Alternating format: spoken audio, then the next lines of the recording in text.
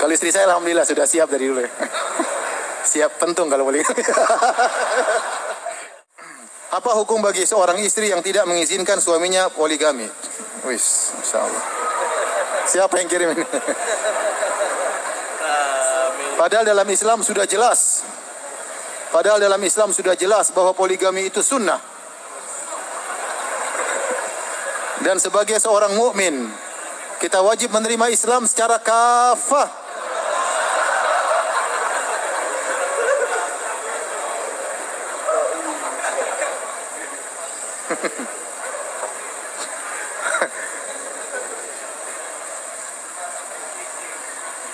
Sudah. Apa yang mau saya jawab? Saya aja belum poligami.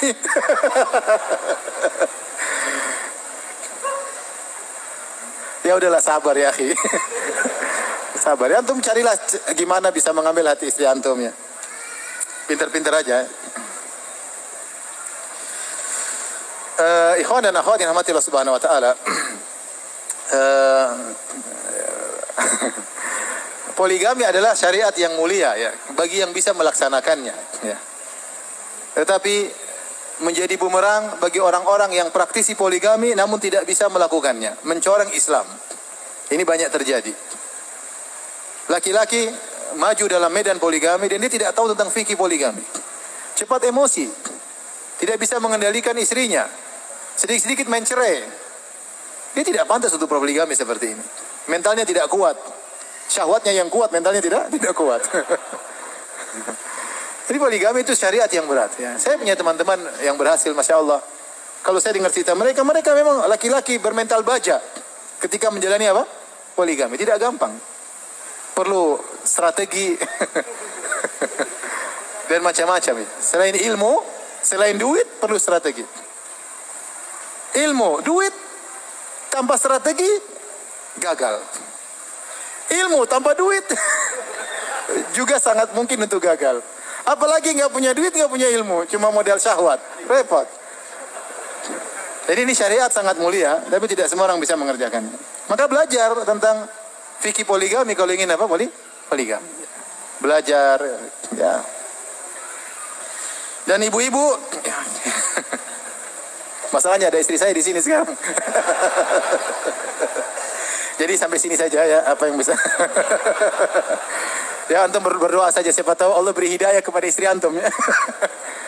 Jadi intinya kalau mau poligami harus punya ilmu, harus punya kemampuan. Nabi aja mengatakan kepada para laki yang ingin menikah pertama, ya, man istata'a minkumul ba'a falyatazawwaj. Yang punya kemampuan ekonomi maka menikahlah. Untuk istri pertama saja harus punya apa? Kemampuan, apalagi istri kedua dan ketiga ya. Suatu pertanyaan sedih pernah saya dapatkan. Ada seorang istri berkata, Ustadz, uang saya dipinjam oleh suami saya. Ternyata suami saya poligami dengan uang tersebut. Masya Allah. Ya, luar biasa ya. Ya, jadi syariat harus dikerjakan dengan baik. Kalau tidak kita hanya mencoreng ya syariat. Karena terus terang ujian paling berat bagi wanita di zaman sekarang ini adalah ujian di poligami. Khususnya di Indonesia. Kalau di negara lain belum tentu. Kalau di negara lain lingkungan mendukung seperti di Arab Saudi. Di Arab Saudi bagaimana wanita menolak poligami? Sementara dia sendiri aja produk poligami. Dia ini saja adalah anak dari istri ketiga bapaknya. Kemudian sekarang suaminya poligami, dia mau larang nggak bisa karena dia sudah hidup dalam keluarga di poligami. Biasa, lingkungan sudah seperti itu biasa. Ya. Sampai kejadian seorang suami, seorang bapak mau nikah lagi, anak-anaknya bermusyawarah nyarikan istri buat bapaknya. Ini beneran. Karena memang lingkungan sudah sangat apa? Sangat biasa. Hal sangat biasa di Arab Saudi misalnya. Kemudian kalau ada wanita di poligami, juga tidak ada yang mengatakan dia gagal, rendah, terhina, tidak bisa melayani suami. Nggak ada. Isu seperti itu nggak ada. Karena biasa aja. Ini juga di poligami, itu juga di poligami, ini juga di poligami. Biasa. Demikian juga anak-anak juga tidak ada yang, kamu ibumu ada dua ya? Nggak ada anak-anak. Nggak ada. Sama di Afrika. Afrika justru kalau tidak poligami tercela. Dituduh lemah syahwat, dituduh macam-macam.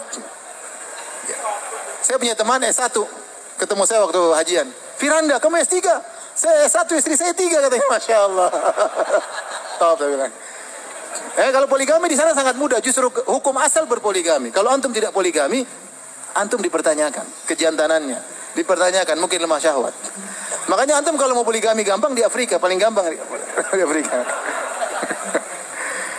Nah, kalau kita di Indonesia, antum bayangkan, antum mau poligami saja ribut sama ibu antum dulu, ya enggak? Ibu antum melarang.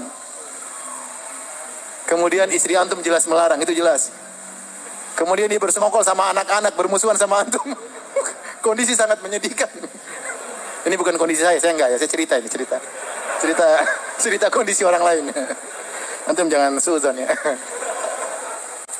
Kalau istri saya alhamdulillah sudah siap dari dulu ya.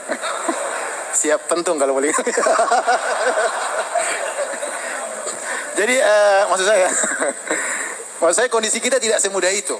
Terkadang seorang wanita kuat, ini kenyataan, dia kuat di poligami dan dia tegar. Tapi setelah poligami, setan-setan perempuan datang. Kamu kenapa bisa di poligami? Kamu gagal ya, kamu tidak bisa layani suami lah. Akhirnya dia jadi down. Gara-gara setan-setan perempuan tadi. Dan itu banyak setan-setan perempuan seperti itu. Kadang setan-setan bercadar. Memprovokasi seorang wanita, sudah biar di poligami ya sudah. Suamimu enggak ya, alhamdulillah. Tapi akhirnya dia memprovokasi sang wanita untuk minta cerai. Minta nuntut suaminya macam-macam, akhirnya rusak rumah tangga. Ya, ini hukum dosa besar. Allah melaknat man khabbaba, yang merusak rumah tangga orang. Dosa besar, tidak boleh. Ya. Jadi makanya saya katakan wanita, ujian paling berat bagi wanita adalah di poligami saat ini. Kenapa? Di Indonesia khususnya, karena lingkungan tidak mendukung. Belum sama tetangga, belum sama teman, belum sama dimusuhi oleh keluarga mertua, sama keluarga sendiri. Jadi intinya saya ingin sampaikan ikhwan-ikhwan, kalau antum poligami silakan. Tapi benar-benar antum harus bermental baja, harus kuat. Jangan seperti wanita, ya. Poligami, istrinya ngambek, ikut ngambek juga, ya nggak bisa ente gini. Ente harus kuat, ya. Ya. Ada teman poligami, Ustadz, kalau poligami harus punya kantong sabar banyak sekali. Jadi memang harus sabar luar biasa untuk bisa berpoligami. Jadi silakan ya.